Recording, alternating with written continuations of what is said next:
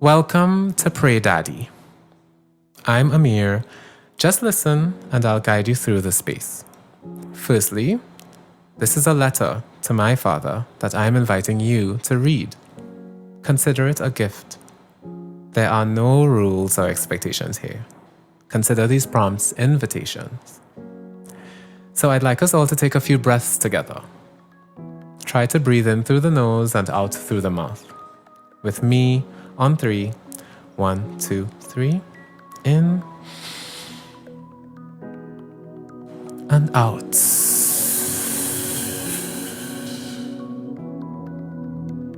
One, two, three. In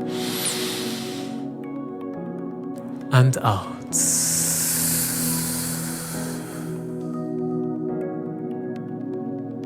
One, two, three. In and out.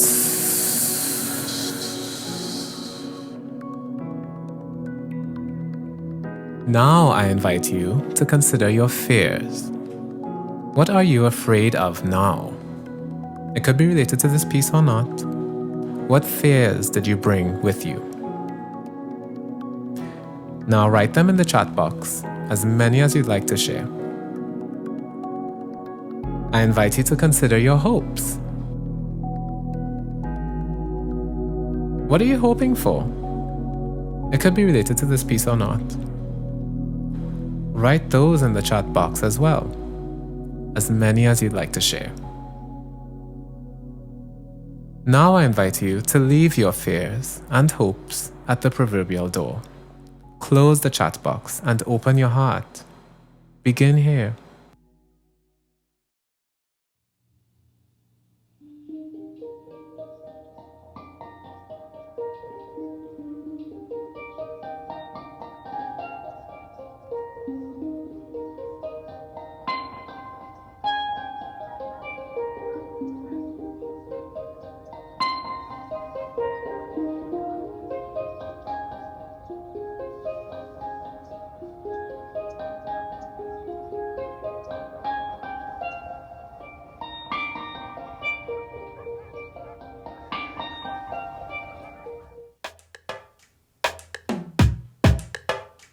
I was sleeping with mommy when you died.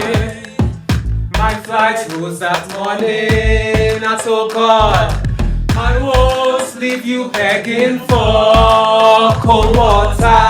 My flight rose that morning. I told God, what do the dead want with full mouths? So I keeping your bread in my belly. But God, tell me how your belly's still leaking with laughter. Keeping your bread in my belly. But God, so I can dream long hearing you and cry. Steep you tea strong like bay leaf before God.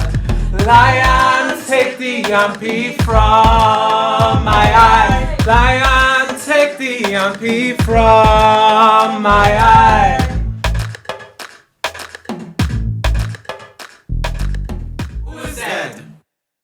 A man. My father. What is his name? Tony. Where he come from? Sufferation.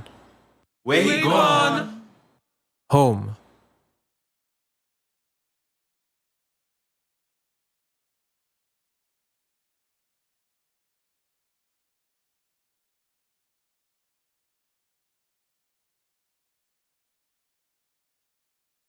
Welcome to the Hostcapades of Amir Denzel Hall, a short podcast narrated by Amir Denzel Hall and also lived by Amir Denzel Hall. Special thanks to our sponsors, the Lord and homosexuality. We are pleased to have with us today the one and the only. He will never leave you lonely. He is gay and way out of your league. He's black and he's slack, loud and proud. The Amir Denzel Hall. Good night. Good night. Thank you so much for having me. So, tell us, how's it been? Well, I wouldn't say that my dick is like huge, but it's pretty large, you know. Yeah, for sure. Well, the viewers also want to know. And I don't suck dick. We don't do that in these streets, you know? It's just like, ew. Interesting. Well, I guess another question would be... And I don't like to bottom. Let's be certain about that. Like, I'm gay, but I'm not like a batty boy, you know? Batty and boy, I'm not I thought bad. this was going to be about your dad. Oh, yeah. He's dead. Thank you so much for having me. Okay, I gotta run now, so see you guys.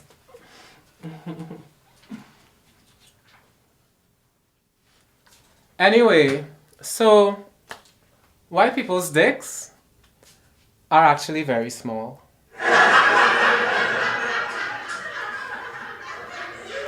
I have done the research. Yeah, I've done the research. I've looked at the porns. And what they tell me is that white people's dicks are actually very small. Sometimes I'll be looking at the porns and I'll be like, yo, wait. How are you a porn star with that dick? Who casted this? And also, who the fuck is your agent? You know what I mean? You know what I mean? Anyway, I only recently started watching porn. It used to creep me out. Like, I remember finding my parents' porn once. Has that ever happened to y'all?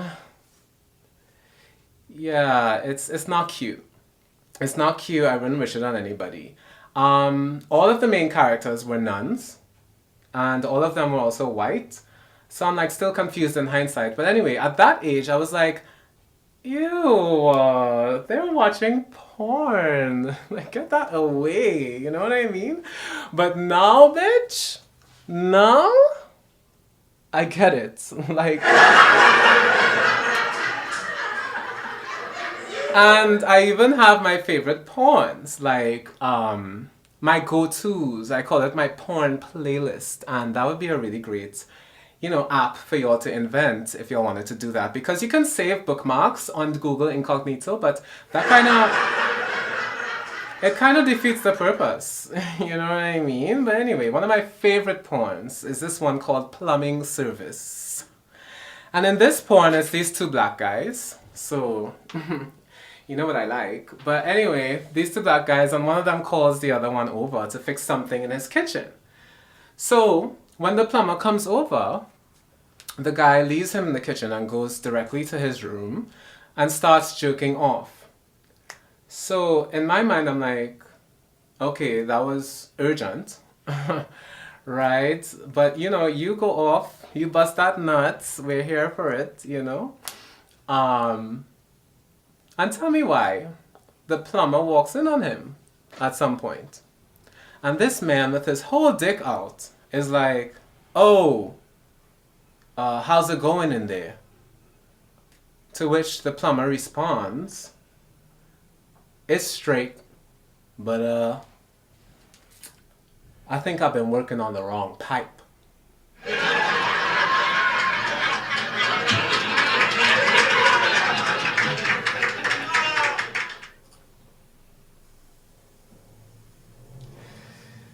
Dear Dad, you were very specific about what you wanted in a daughter-in-law. She was not to be fat, and she was not to be black, as you would say. Now, these I knew to be jokes, given that most of the women in our family are big, and also given that you and I are both black, and also given that I knew that whomever I chose to love, that you would eventually love too, especially if they were a woman. You had exquisite taste, Dad, if I may say so myself, evidenced by my own mother, who to this day has one of the best characters I know. The women in my life are much like you and my mom. They are generous AF, they're creative, and caring and kind. I knew everything about how to choose women, thanks to you. But I knew nothing about choosing men. So in the face of men, I was bound to fail. I hooked up with, American men, one of whom promised to make me meatloaf. I hooked up with Nigerian men, one of whom pissed on my bathroom floor, so he wasn't here for that. Ugandan men, one of whom tried to kiss me and almost bit my lips off, and I've fallen in love with at least one straight man, as a lot of us do. I don't know how to tell you this, but Dad, I've been around the block, right? I've actually been around the block twice. I've actually been around several blocks. Let's be real. And that might make you uncomfortable, but if you weren't homophobic, you might have been proud. Knowing you. And then, the only Trinidadian that I ever hooked up with, I met not that long ago. He kept me up till 6 a.m. But there was something in hearing your own accent in your partner's voice that makes the experience glow. He spoke very much and very quickly, and at one point in our hookup he asked, "How you looking like a policeman, so? Your father was a policeman." I had taken a haircut that day, and even I saw you in the barbershop mirror. No, you didn't teach me how to choose men at all. You taught me how to fear them. I remember running into a friend of mine from high school at a pharmacy the other day. As we greeted each other, I noticed that he was interested in chatting, which surprised me, honestly. So I stayed and we stood in the store, catching up briefly. And tell me why he said, "Nice to see you," 3 times. Which to me meant he wanted me to hear it, and that also came as a surprise. And I remember leaving that store and that conversation and feeling like my chest, my whole heart was just running away from me. And I might have always been afraid, Dad. So many of my interactions with men are very carefully measured. I would always initiate the end of conversations if I could, and I'd always steer them in the direction that I wanted to. What exactly I was afraid of, I'm still trying to understand. But I knew one thing. Being gay always felt like it put other people in danger. I wouldn't even wave at my friends in public for that reason.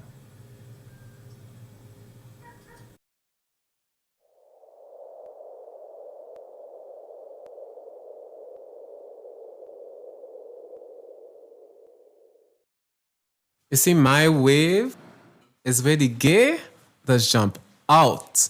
Them other boys in secondary school wasn't ready for me, They used to do little head nods, or sometimes you might get a little opening of the palm, which you might barely even see, right? And that always felt inauthentic to me. So you know what I used to do? I used to wave widely, man, like every village woman I had ever seen waving from the galleries. I knew my joy was expansive and I needed a wave that could hold it all. But needless to say, I started feeling like I was announcing my gay when I waved, so I would reserve it for people I felt safe with and places I felt safe in, like my secondary school. But that meant that if ever I was in public and I saw a boy I knew, I would never know what to do. Do I wave? Do I do the little head nod? Do I do the little opening of the palm? And if I wave, they might say a gay. And if I do the head nod, they might say something else. And if I didn't wave at all, they would say a stush, which I also didn't want. And did you see why this was unfair to me?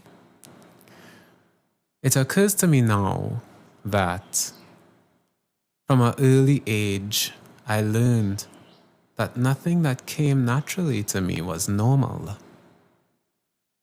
My walk was straightened, my limp wrists were brought to my side, even my wave had to be corralled. And since nothing that came naturally to me was normal, I always adjusted to what was expected of me. I stopped listening to my instincts, and that was the price I paid for safety.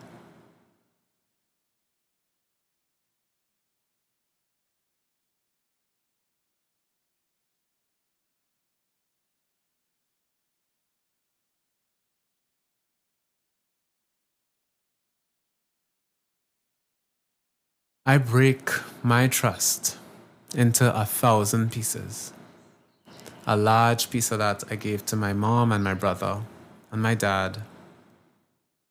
I gave some pieces to friends, and the rest of those pieces I actually gave to people I was afraid of. The men at the bar, the boys at school, the boys in City Gate.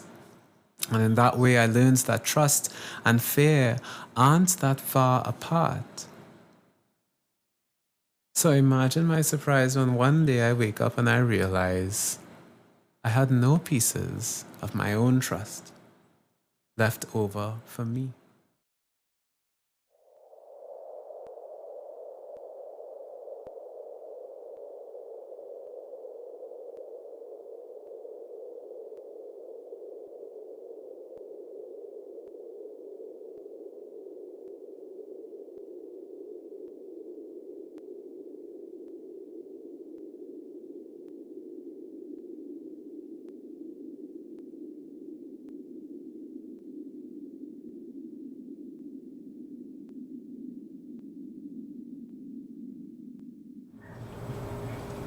Didn't expect him to say, "Nice to see you," with such intention because I had learned not to expect such sincerity from men unless they were like drunk or otherwise impaired or something.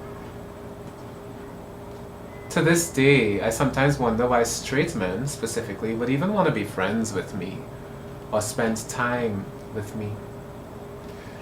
To this day, my friendships with straight men suffer because I don't know what to expect from them. Or perhaps I don't believe I could expect from them the things that I cherish in friendships. The other day, I told a woman that I dance with, I told her that I used to be afraid to speak in public. Like even in public transportation, for fear that somebody would sense from the sense of my voice that I was gay and say something that I couldn't respond to. And I wanted to say, why you don't call your mother so and so? Because what she told me was that my father had affected me in that way. That my upbringing was responsible for my fear. And although a part of that is true, it made me angry. I was like, you know anything about my father? You know anything about my father? And after defending you, I had to think, yo, maybe she was right. I listened for you. In those years, when you were hearing spirits and men and the voices in your head call you Bulla Man, I listened to you. React to those voices with shame and disappointment. I listened to you. As you watched everyone around you expecting to be berated or threatened, and whether spirits or the voices in your head, or men, or the man, or the neighbors, you made us fear them too. And not only them, but everything they made of you. Dad, You kind of fucked me up.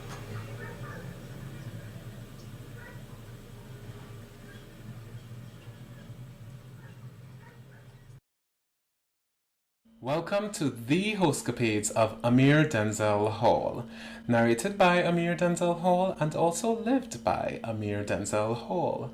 Special thanks to our sponsors, The Lord and Homosexuality.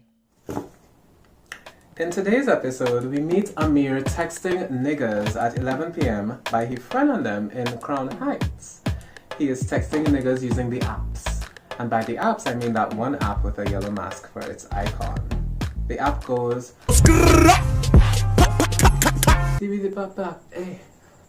And the boom. Skia!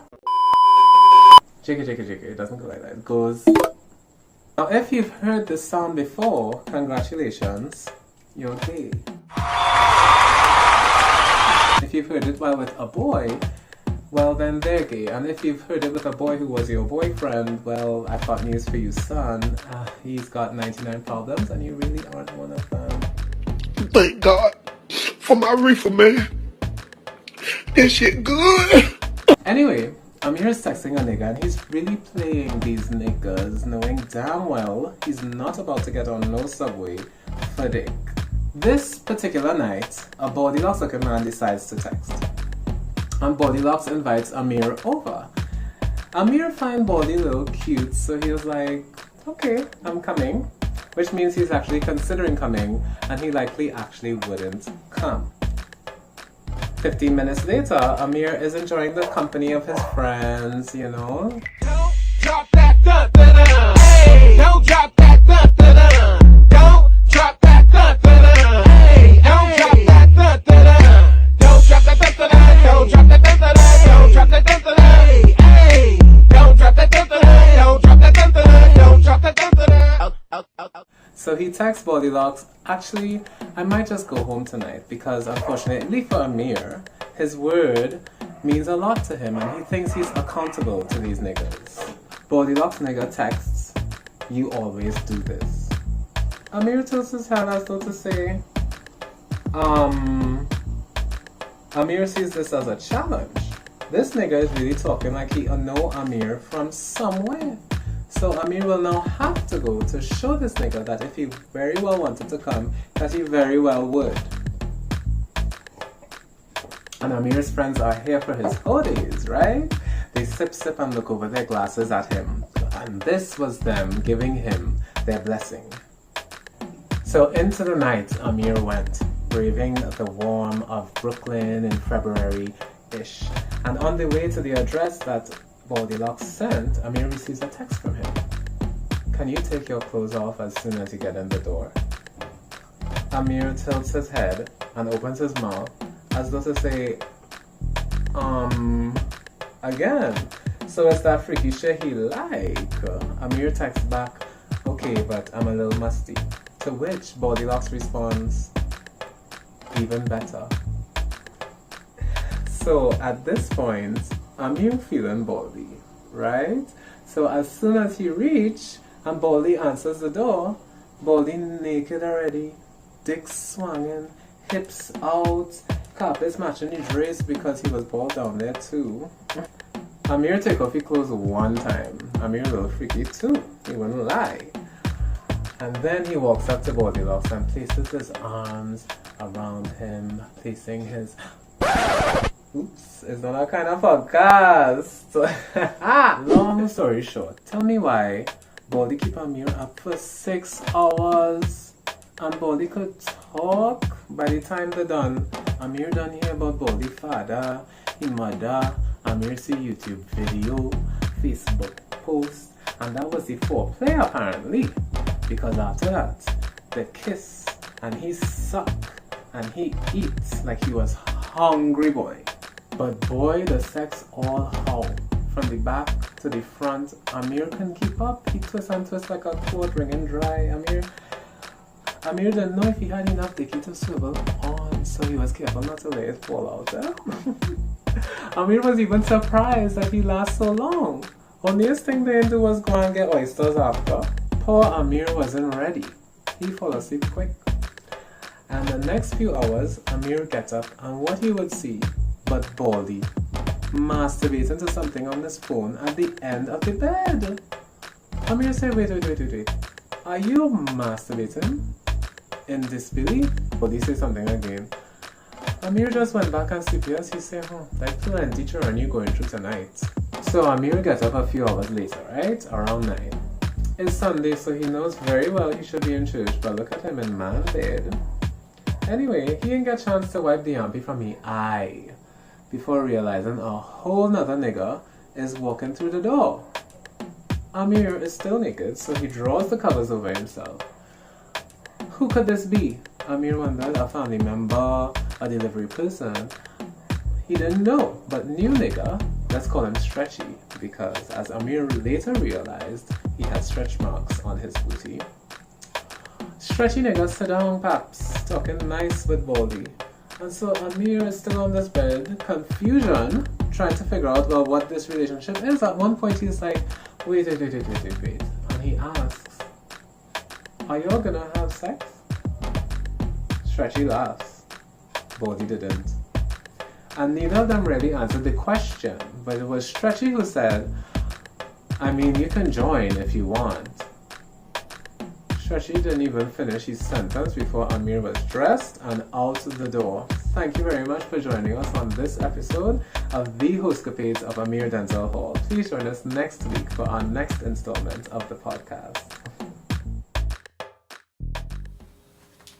Good night, everybody. Put a spin. Trinidad and Tobago, we in the house. All right. What about New York? New York in the house? Anybody? Boston? Hey, yes. Okay, I see y'all. Text in the chat box. How are you going? Let me know. Come on. It's a little family gathering. Welcome to my gallery /stage/screen. We out here, you know what I mean? How are you going? Yes, Naya, we chatty tonight, right? That's what we come to do. We come to kiki. No, same. That's what I come to do. That's all I just do, really and truly. Yes, New York. Come on, Jazz. We love to see it. Yes, Coin. Okay, shit. We out here. Thank you for joining me. Anyway, I have a rant for you. You see I get dressed up in my shirts. When you see I put on this shirt, I have a rant, right? I find, right, women have it very nice in the Caribbean. I will say that. That's what I will say, right? Because tell me why the other day, I went in a maxi taxi. Right? I went in the front seat with my other friend who was a woman. And 5 minutes into the ride, what I would see on the dashboard, but a big old sign, no men in the front seat. Right? So I couldn't help but laugh. I feel shame, so what else I will do? But anyway, next time now, I went in the front seat again. Or at least I tried to, because I had some big bags, and I said I'm going to go in the front seat for the leg room. Because, we like a leg room. The door can open. So, open the back door and I ask the driver. I say, driver, what going on with your door? Yeah, well, he didn't say nothing really. He just shake his head. So I was like, I didn't take nothing by it. I said the door must not working. And I went and sleep. I didn't go and sleep, sorry. I went and sat down in the back of the maxi. Normal with my bags. Tell me why. 2 stops down, he will open the front seat for a woman. So I say, So I had to sit down in the back here with my 6'1" legs and my big old bag, and she getting to sit down in front with she big bottom. What kind of thing is that? I find women have it real nice. And what I say is that I will have to put a Rosa Parks on them. Or they're not ready for when I pull that Rosa Parks. And you know what will happen? They'll have to call police because I will say I'm not moving from this front seat. Right? And then it will spark civil protests or maybe even a civil war that will end up in a Civil Rights Act passed so that men could enjoy the legroom that the front seat have to offer. I find it's only fair. Equality, that's what we're here for, you understand? I find women have it real nice. That is like my mommy. Every paycheck my father make was she own. Anything I ask my father for, food, snack, books, ask your mother. So, really and truly, my mommy was getting a whole paycheck when the month come and wasn't working nowhere. Right? Sorry, mommy, if you're tuning in. That's not true. She used to work. She used to work sometimes, right? And also, domestic labor. We love to see it, emotional labor. We out here. Don't worry. So I used to say to myself, damn, am I trans? Because women living it up in the Caribbean. I want to live it up too. Yeah, fine. I say, well, and the next thing too was that, I don't know how to say this, but I've never seen a country love a man in a dress more than Trinidad and Tobago. I said it. As homophobic as we are, we love a man in a dress, right? And that was actually the first time that I felt like, like a sense of widespread acceptance in secondary school was when they had caught me dirty whining in the corridor. I don't know how I come out Michelle long enough to do that.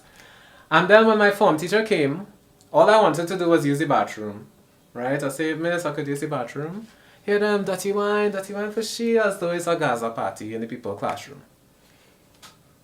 But you know me.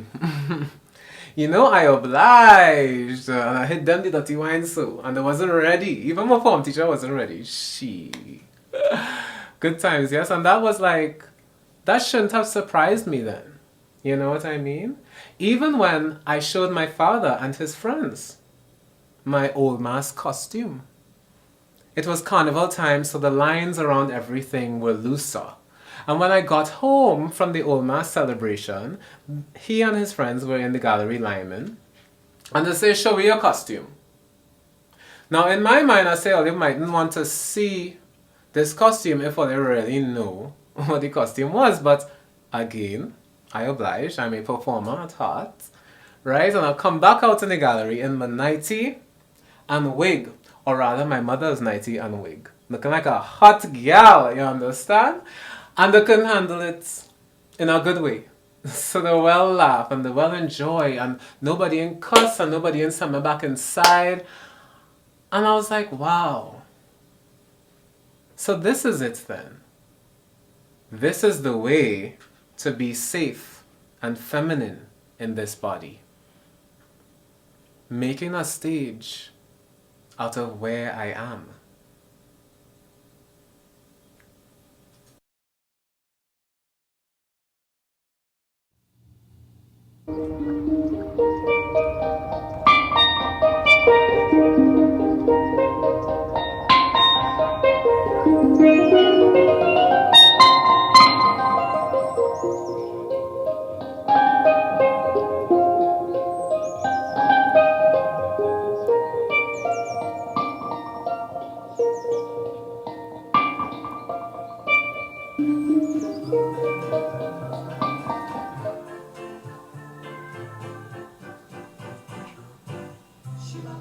That's not true. Stop.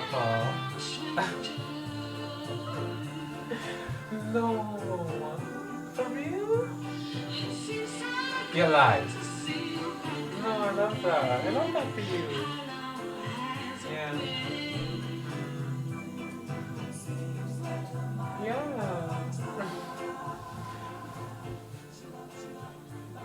No, you ever see Moonlight? Mm-hmm.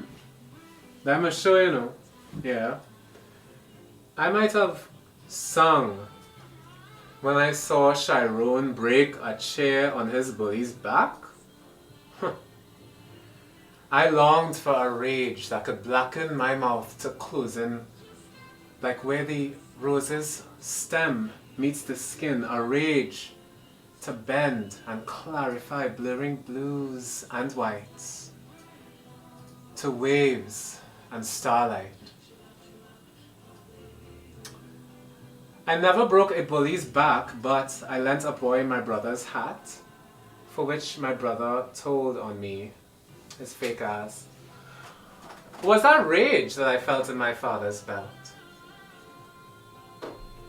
Him, oh, I'm glad it hit you day, so you remember you have one. Boy, I longed for a bully so I could break his back in a blue rage where black boys become as potent as a spliff. Sands cling to a folded fist, like Chiron's, at his side, while another made soft the stiff flesh, spilling moonlight.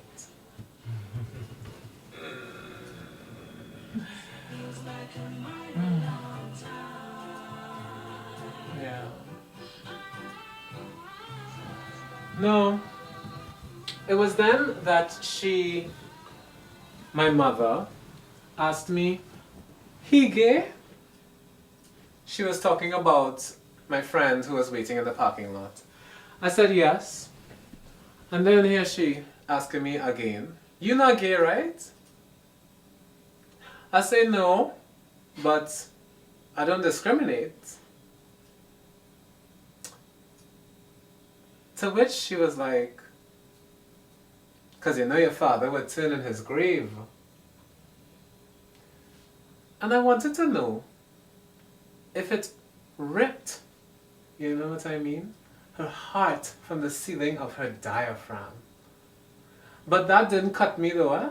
Like when I was younger and she was looking at the windshield and told me that I would lose a mother if I was gay. As surely as sand can blister, my heart, stitched then in the flowered fabric that she wore as a nightgown, was shredded at my core. And what would I do when they saw me crying and asked me if I wanted something to cry for? How would I carry my innards without staining her floors?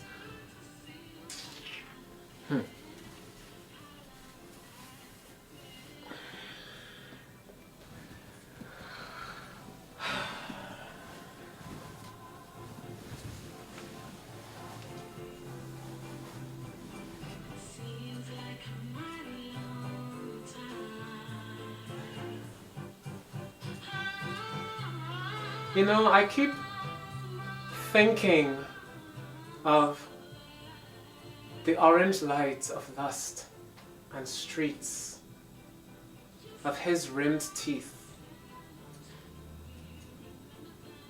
and sunset written on his face. How, when he said the words, the sand fell, and all that was left was the wound, wide enough to drive through. Who is you? Huh.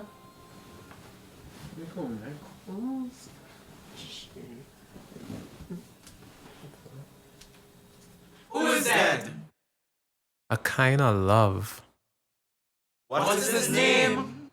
Many Where he come from? behind me Where he gone? to come back. Right. So, good night everybody, again. Hi EVA! Thanks for coming through. So yeah, I have a question for you, right? And I need your responses and stuff. I would like to know, what kind of man all you go make? Now, to explain the question, What kind of man you go make was a question that my dad used to ask my brother and I if we did something stupid, which is to say silly, right? I remember once my dad told my brother to turn the pot and watched my brother get 2 pot cloths, put them in either hand, well in both hands, then put his hands on either end of the pot and turn that pot like a steering wheel. One tap, Xoë collect. And Dad was like, oh, what kind of man you gonna make, boy? He was right. But now I want to pose that question to y'all. What kind of man you go make if you could? It's a kind of plenty man. Plenty man is having the world. What kind of man? Place in the chat box. Place in the chat box. We love to see it. Yes, hi Sarah. So what about Gaza man? Or you ever hear about Gaza man? Or you ever hear about the Gaza? Well, I mean, not in the Middle East. In Trinidad, the Gaza has a different kind of connotation, right? It's Gaza man. Gaza man is who does live in the ghetto, you know, in the ghetto, as I like to say. Plop, plop, plop, plop, plop. That is how you just make Gaza man, right? So you just put the hand like this, little tutorial, stand up like this, boom, bang, bang, you know. Have some Trinidad music if you could. What, right, what other kind of man it have? What other kind of man? Red man! Right. What about them? From inside the room, we get red man. Red man, I wonder what red man will look like. Red man does get on so. Yeah. You see? All I'm missing now is like 26 child mother. And I will be a red man. What about South man? South man. I don't know how them just get on. I hear them just be shy. Then I hear them just get on like this. People from South, well, man from South just get on like, oh, sweet man. Ooh. Well, you know them just get on, their shoulder just go back so. And the suit to no man one time. Suit to no man. Strong man. Right. We giving them here. You see? I'm a strong man, I know. Oh, they feel like come to play. Bread man? Me know what bread man does do.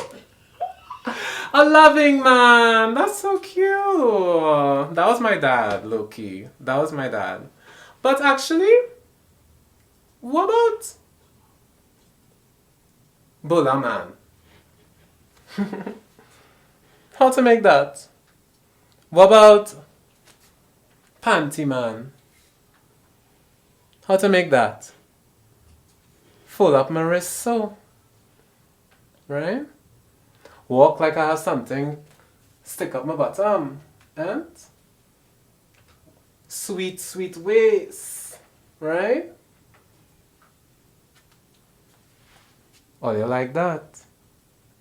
Welcome to the Hostcapades of Amir Denzel Hall, narrated by Amir Denzel Hall and also lived by Amir Denzel Hall. Special thanks to our sponsors, The Lord and Homosexuality. This episode begins in Brooklyn, among the hood niggas. Amir arrives at the apartment. Said hood nigga greets him at the door. After a couple of drinks, said hood nigga asks, "Wanna fuck?" Amir. Okay, like right here? Hood nigga. I like to see the mirror when we fuck, so Amir. They fuck. Hood nigga during fucking. You like that pussy? Yeah. Amir. Yeah, I do. Hood nigga. That pussy wet enough for you? We put enough lube, right? Yeah, you were real deep in there. You told that really? ass up. I was like, this nigga about to fuck me up.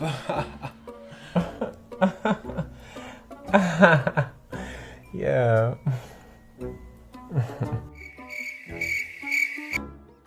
The porn they were watching was still going on.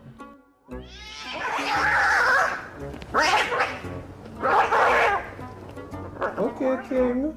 You better dick him down. That's wild. They are still fucking. Oh yeah, that's hot. And his booty hole is tight. His ass is fat too. That's hot. No, I only recently started watching porn, TBH. People like to talk about, ooh, I don't like watching porn. Shut the fuck up. It's hot. Same. You funny, man. You said same. Anyway, so like, what type of guys do you like usually? I like masculine guys, man. Like you. That's hot. Me? Thank you for joining us on this episode of The Hostcapades of Amir Denzel Hall. Please join us next week for the next installment of our podcast.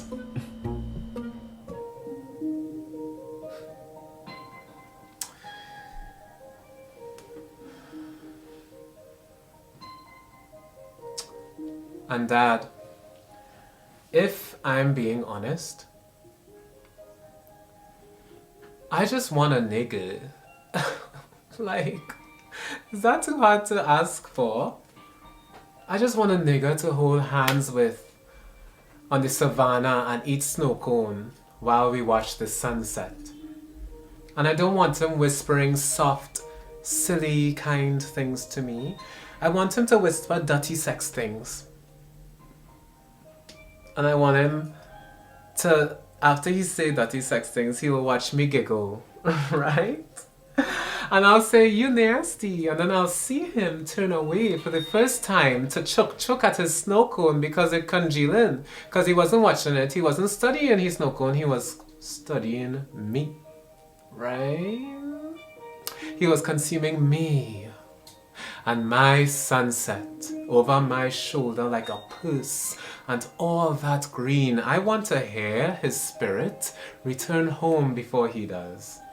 And then tell him about his voice reaching me before he did. I want to send memes, dude, and be sent memes, but not too many. And I want him to respond to my Instagram stories with things like LOL or same. And I want him to like, you know, send selfies at work if he likes to do that. Or to wet the plants only because he knows I'll forget to. I want him to kneel with me at night and pray, if he does, or breathe with me if he doesn't. I want him to ask what I talked to God about. You see, I pray he comes soon. Because these streets, too amber. This cemetery too close to where I live in, and I doesn't live in fear because Father God here with me. But sometimes I does afraid that I will never find him, that the light will never bring him back. The body, the darkness, teeth. And if I'm being honest, I want him to make me feel safe the way you made mommy feel safe. I want him to fight a somebody for me the way mommy fights a somebody for me or for my breadfruit. Let him come and I know his hands will be full. There will be fruits or something sweeter. And he wouldn't be able to carry them all. And he would have scoured the fields of his years for them and brought them for me. And I want to take them his gifts and anoint them with oil or a kiss and gather them at my feet. He will see the thing that I've carried for him all these years. It'll be right on my chicken chest. Where everybody could have seen it but didn't. And he will see it there and not think it a wound. I want a love like all your own.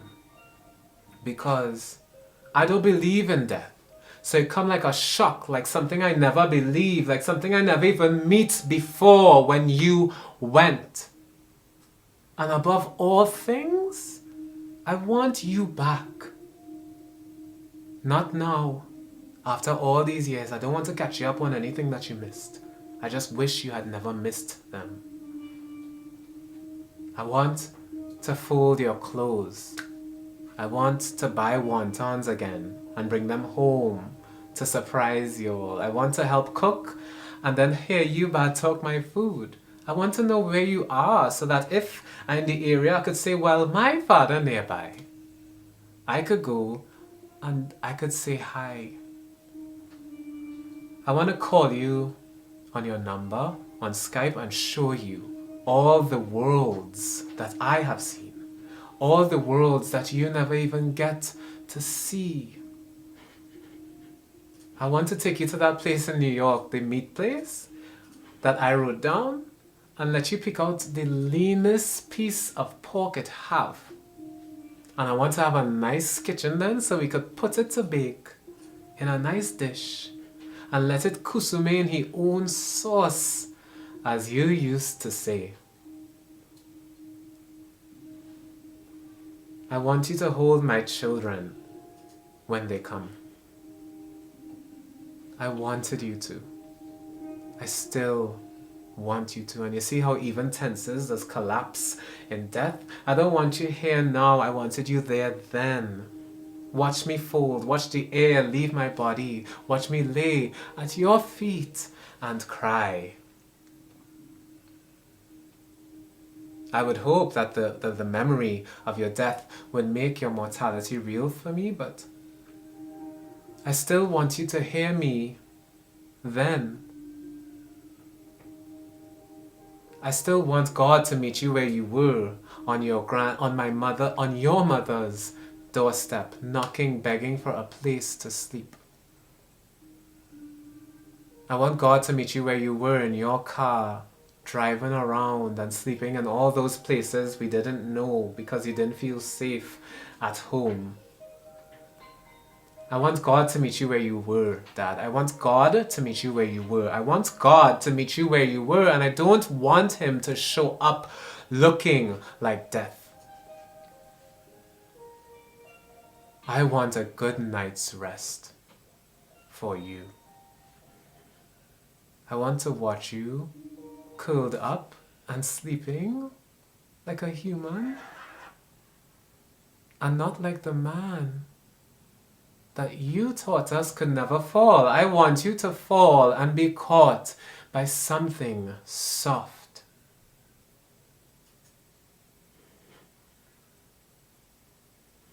I wanted you to. I still want you to. I want you to see me now then and hear me say that you are valued. You are loved. You are alive. And we need you here.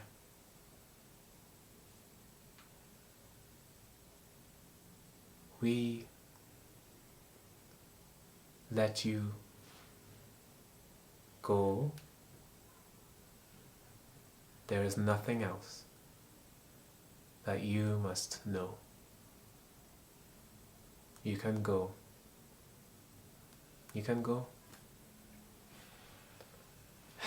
You can go.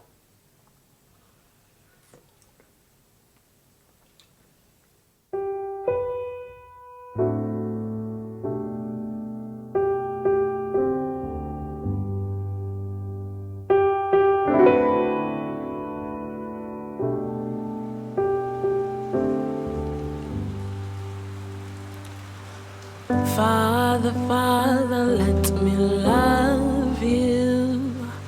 Saw you wandering in my dreams last night, singing, wonder, wonder what you might do. You can't simply hide our dreams in the blue. Don't let me fight, don't let me go. You've gone too far from what I know. I lost my heart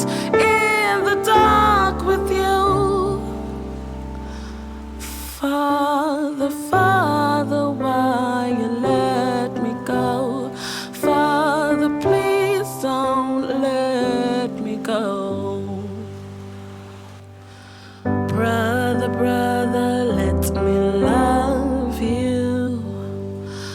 Whisper all your deepest fears. You can trust me, and when it's over, we can begin. Finally, let's make amends. Try to save us. Don't try to fight, don't let me go. You've gone too far from what I know.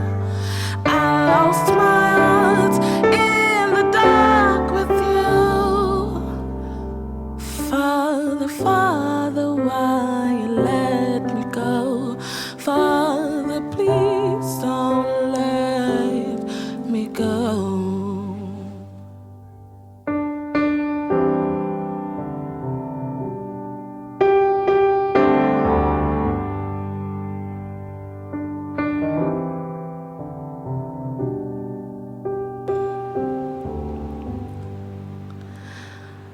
Let me love you.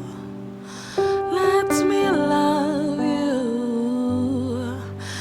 Let me love you. Let me love you. Let me love you. Let me love you. Let me love you. Let me love you. Don't try to fight, don't let me go. You've gone too far from what I know. I lost my heart in the dark with you. Father, Father, why you let me go? Father, please don't let me go. Father, Father, why you let me go? Father, please don't let me go. Father, Father, why you let me go? Father, please don't let me go.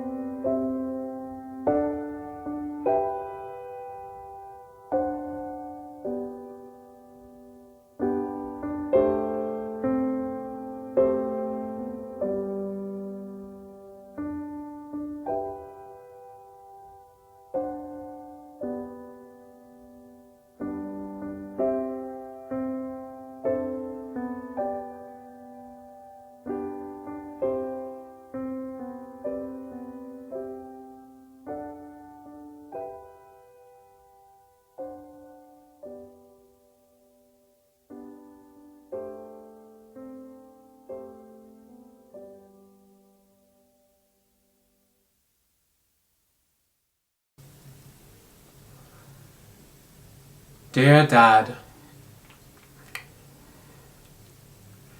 do you remember that room? The beeping of machines that kept people alive.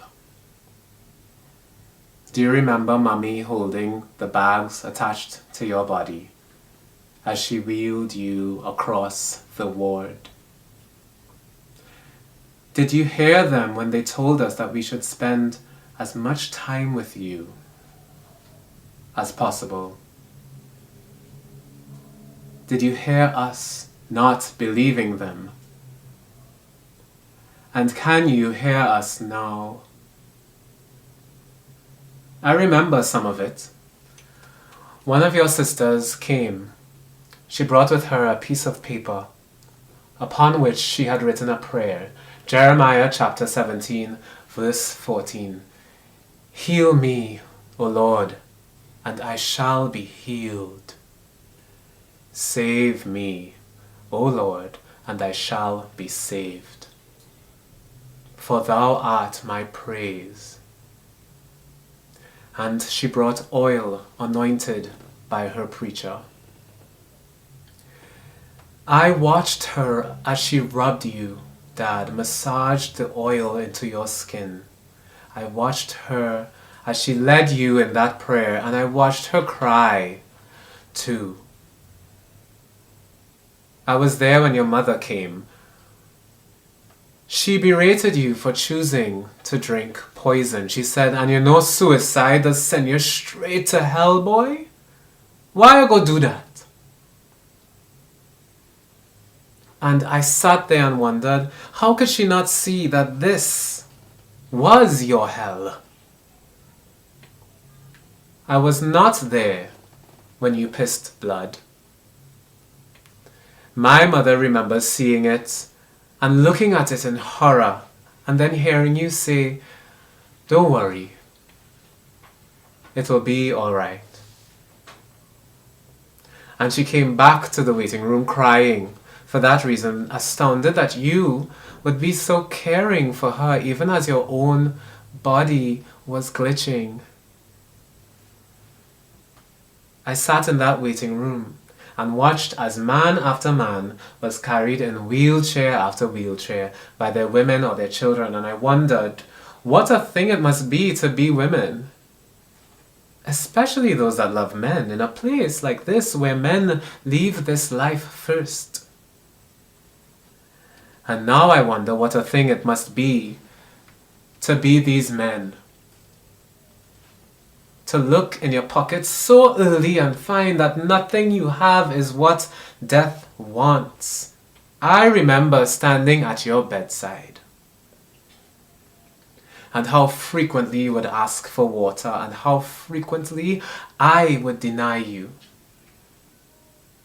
They said that the water would make this poison spread faster. But maybe you were thirsty. Or maybe you wanted to quicken the death you chose. And who could blame you? I want to say I'm sorry. I should have given you the water. I remember rubbing your head the way you would rub ours as children. I didn't ask, who love you, the way you would? And you didn't respond you, the way my brother and I were expected to.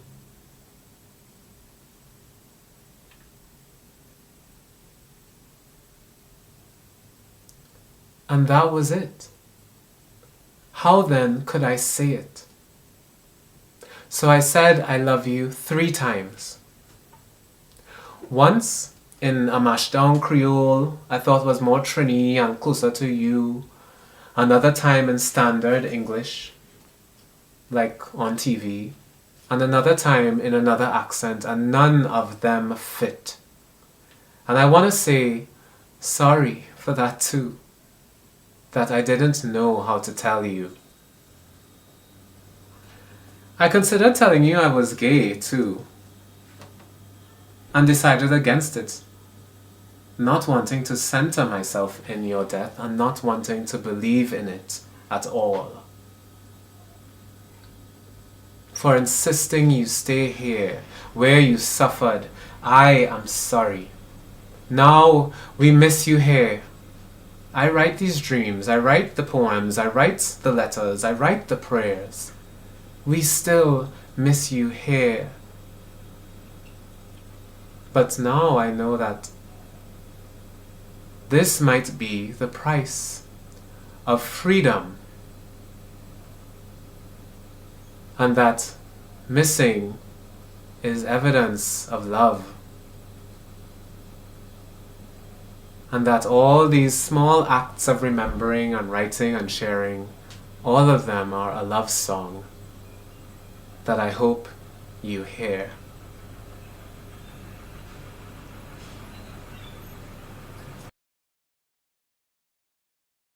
Who is dead?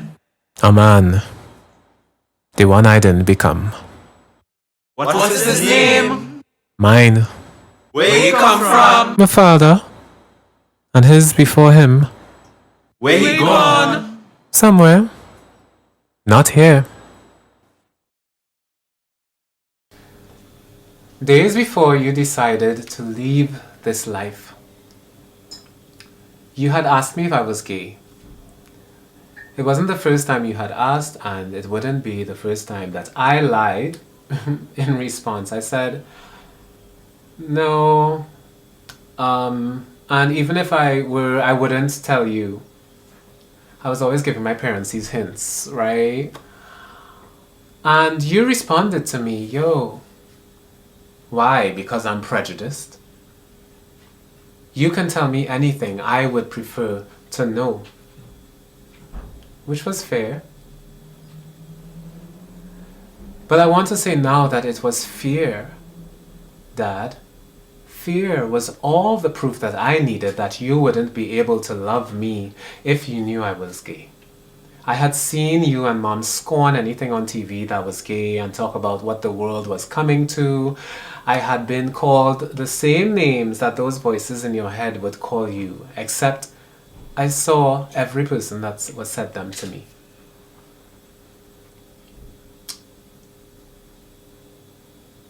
And I didn't know what it was that kept you here, right? I remember at the wake, a friend of yours told me that you had told him before I visited that you were waiting to see me before leaving this life. I had been away at college for a year and a half by then. And Dad, that hurt like hell. Had I known you were waiting on me, I would never have come home. I would have sworn to live this life over WhatsApp or Skype alone. Even that would be better than this. A life without you at all? No, Dad. I didn't have faith in you. Sometimes I wondered that if that was the reason you stayed, if that was the reason you waited for so long.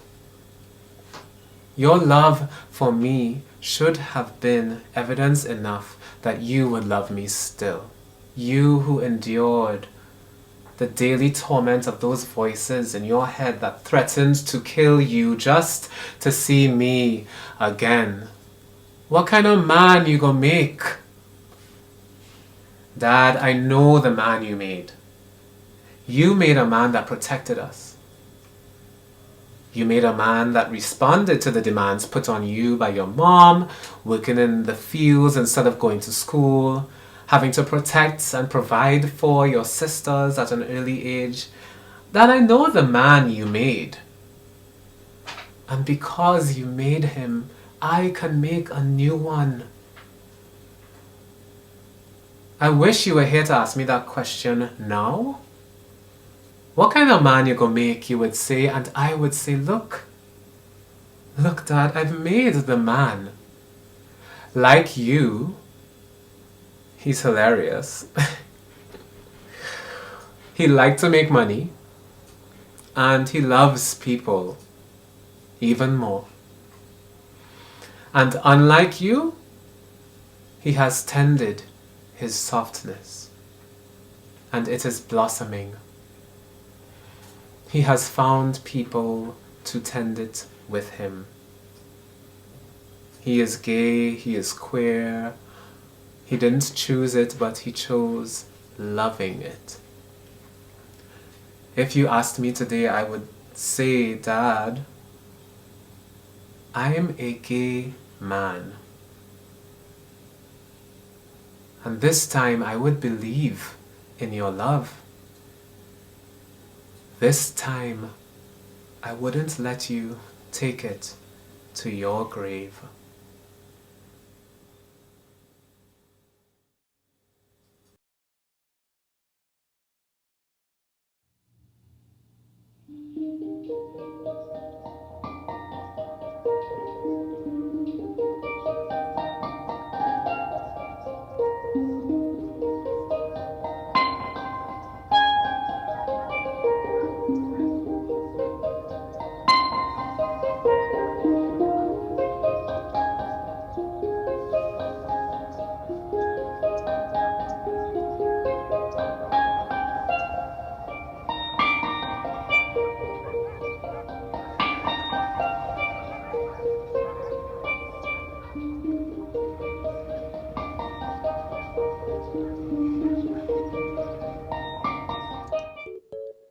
Welcome to the Hostcapades of Amir Denzel Hall, narrated by Amir Denzel Hall and also lived by Amir Denzel Hall. Special thanks to our sponsors, The Lord and Homosexuality. We here at the podcast thought that I wasn't hoeing in Trinidad, but I myself have come to set the record straight and tell the story of one instance of hoeing in Trinidad and Tobago, the land of my birth. In this particular Hostcapades, I invited a whole man's to my mother's house. Now, thank God my mother wasn't there, but my granny was. So I decided to take this man, who we will call Kurma from now on, to say hello to my granny. I introduced Kurma to my granny as a friend. Granny, who good fast herself, nodded, knowing damn well it wasn't no friend. On the way out of Granny's room, I made sure to close the door behind us as I took Kurma to the joining room. As we sit down, I lean in and I try to kiss Kurma, but Kurma back.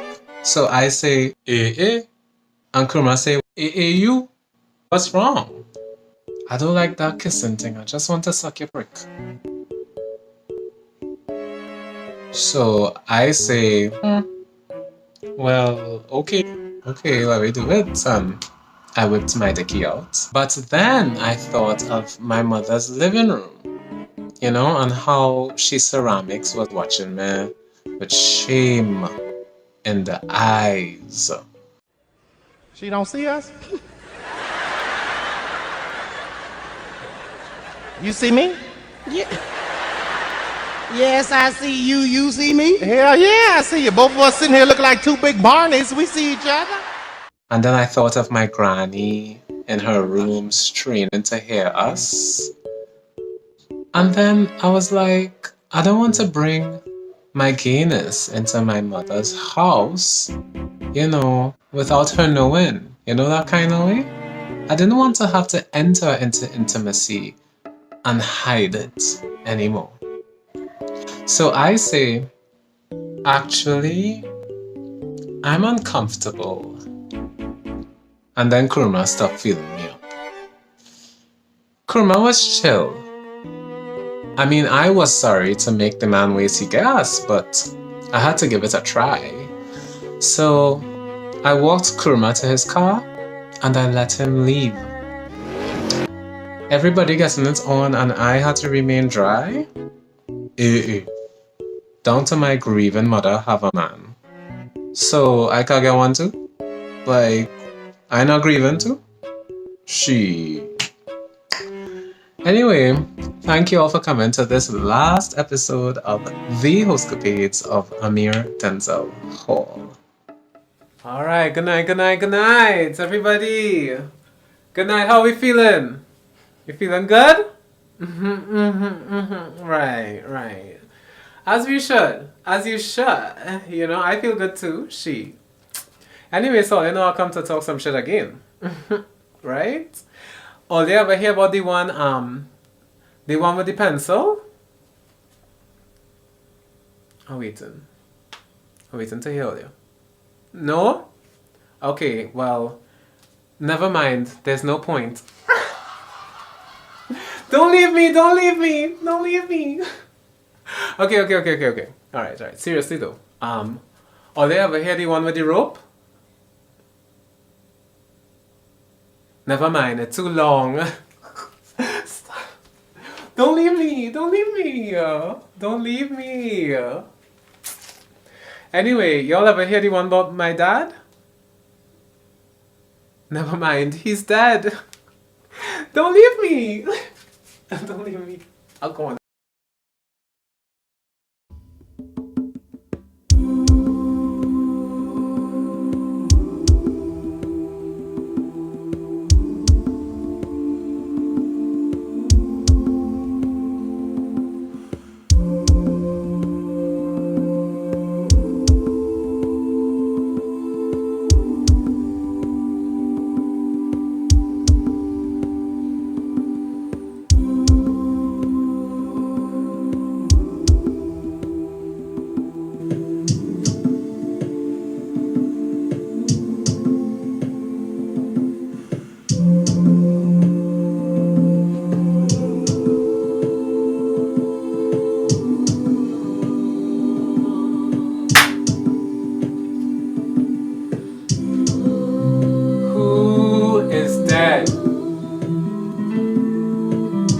Who is dead? Who is dead? Who dead? Who dead? Dead? Who? Dead? Who dead? Who dead? Who dead? Somebody dead? Who dead? Where he gone? Where he gone? Where he gone? Where he gone? Where he gone? Where he gone? Where he gone? Where he gone? Who dead? Who them dead? Who them dead? Who them dead? Who dead? Where he gone? A man? A man? A man? The man I never became. Who dead? Who dead? My father. My father. Who dead? Who dead? Who dead? The man that never came. The man I never became. Who dead? Who is dead and where he gone? What's his name? Where he come from? Separation. Separation. Who is dead? Who is dead? Who is dead? Who is dead? Who is dead? Who is dead? Who is dead? Where he gone? Where he gone? Where he gone? Who is dead?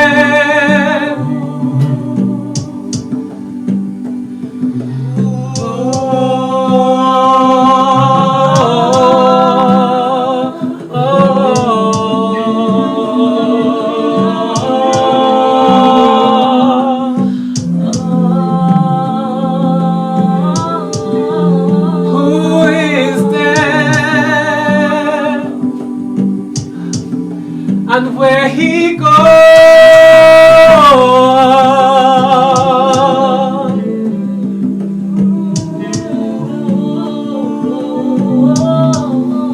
who is dead? Who is dead? Who is dead? Who is dead? What's his name? What's his name? Who is dead? Who is dead? Who is dead?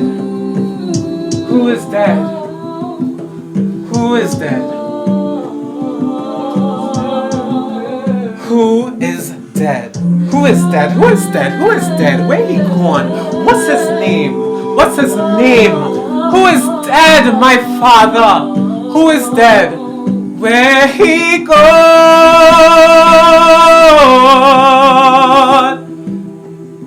Who is dead? Where he gone? Who is dead? Who damn dead?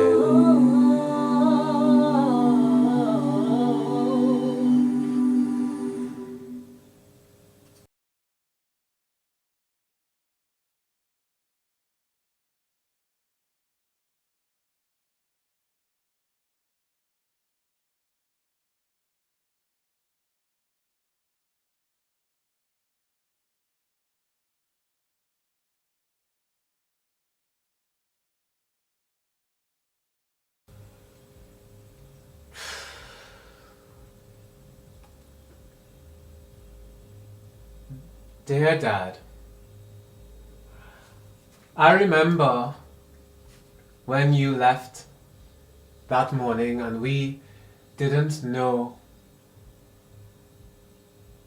I woke up to Mommy crying like I had never heard her before.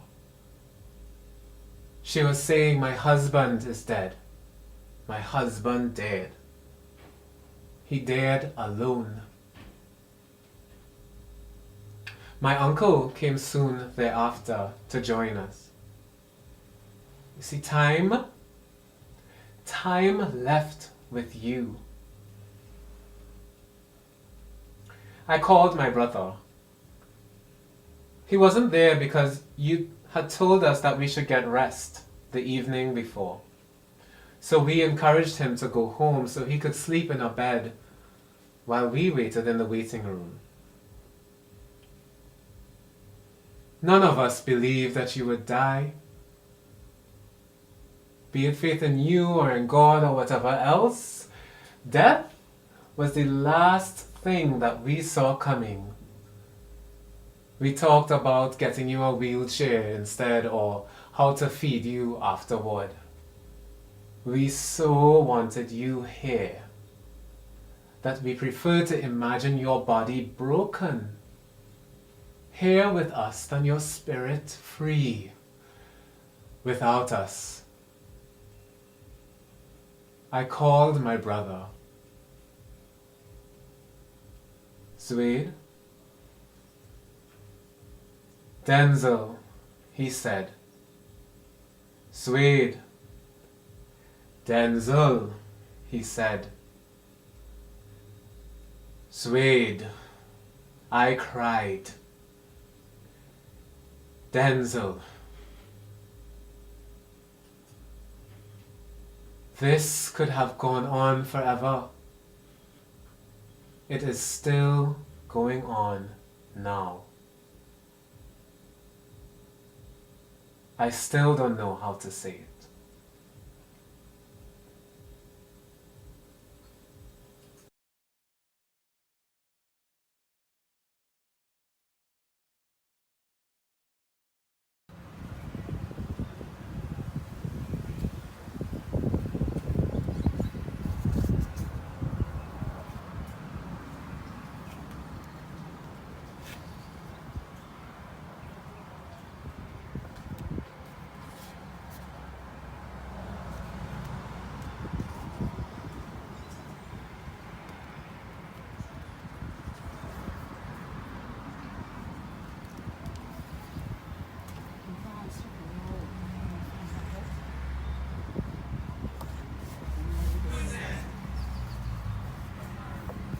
Let's tell them about it, mommy.